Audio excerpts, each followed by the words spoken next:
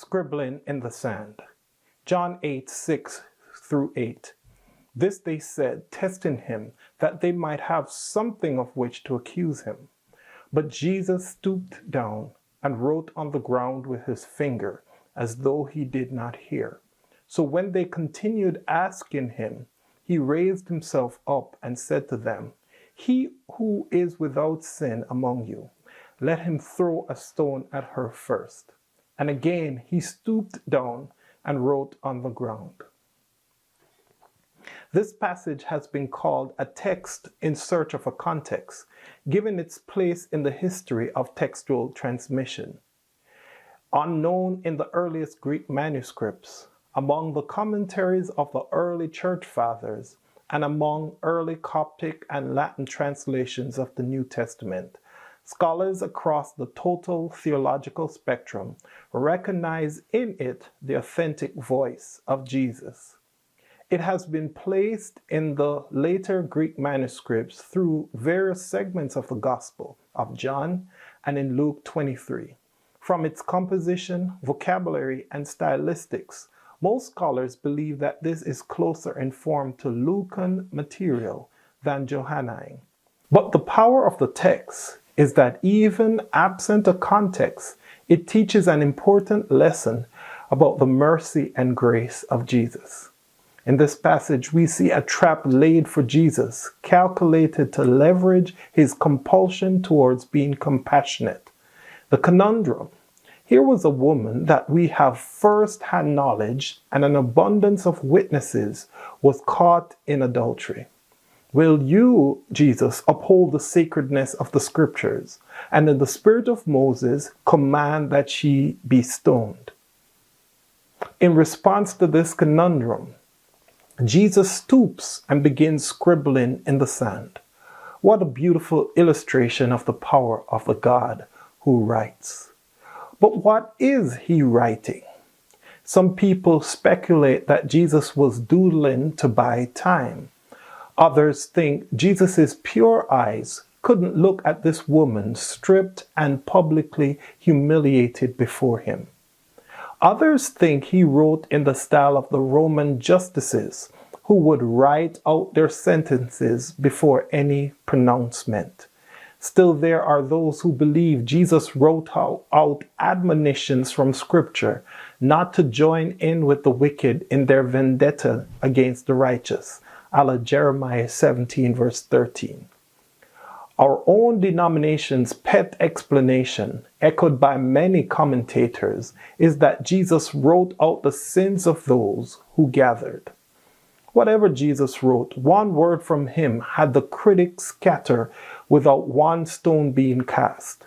Let him who is without sin cast the first stone, he said to her accusers. And to the woman, go and leave your life of sin. Oh, to have that compassion that finds the grace to neither condemn the sinner nor condone the sin.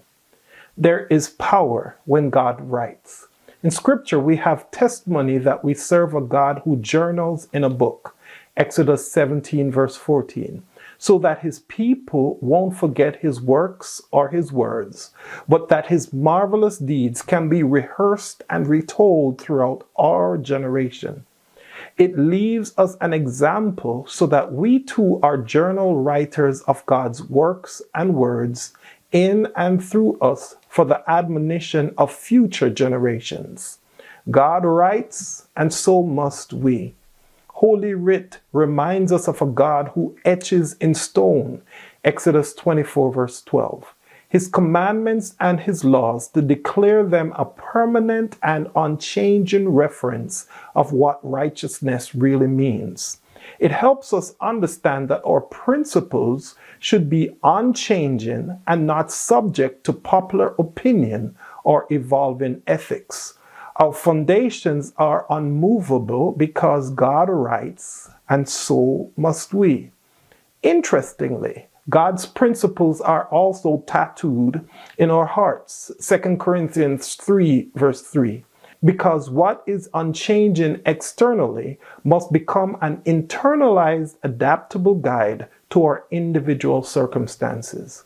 We must not only hear the law loudly proclaimed in our assemblies, but must hear the Spirit whispering quietly to our conscience.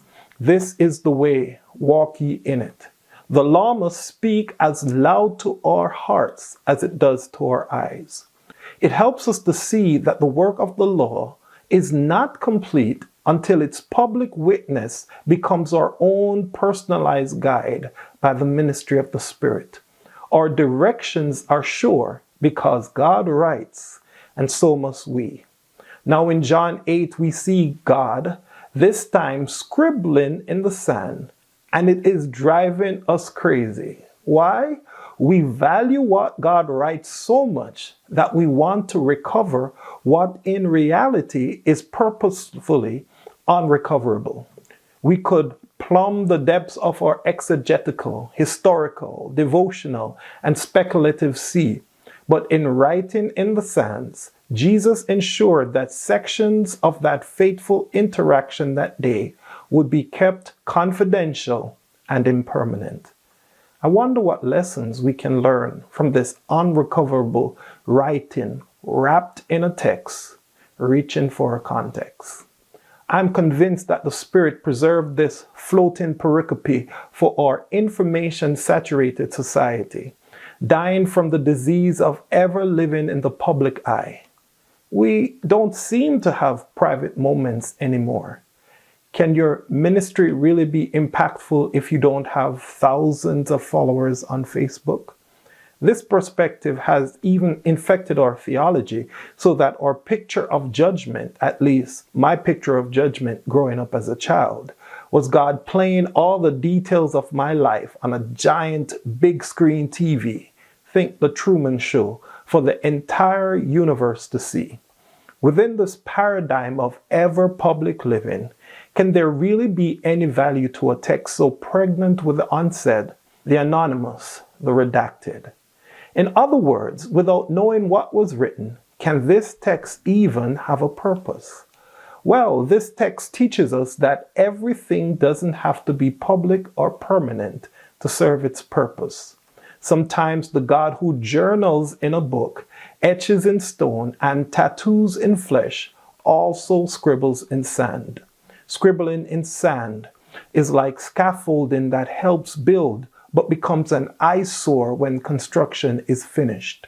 Scribbling in the sand is like the old Mission Impossible messages that once delivered self-destructs in 5 seconds. Scribbling in the sand is like guidelines in perspective drawings that once established are erased and find no place in the final picture.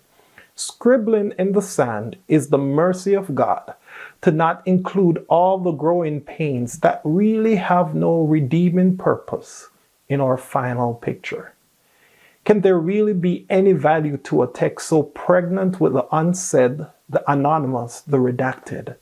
That may be the very point that we don't know what was written and we can't recover what was written, because sometimes we shouldn't keep any records of what was written because what was written could have no edifying value when taken beyond the immediate context without causing undue embarrassment.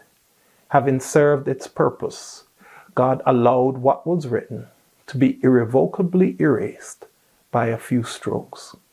What can we learn from this experience? Number one, everything doesn't have to be public or permanent to have purpose. Secondly, sometimes there is no greater act of grace than allowing others the luxury of growth and scribbling their growing pains in the sand. Third, every detail of our conflicts has something to teach us, but not everything needs to be permanent, rehearsed, or internalized. Have the grace to allow some interactions to die in the moments once they have outlived their purpose.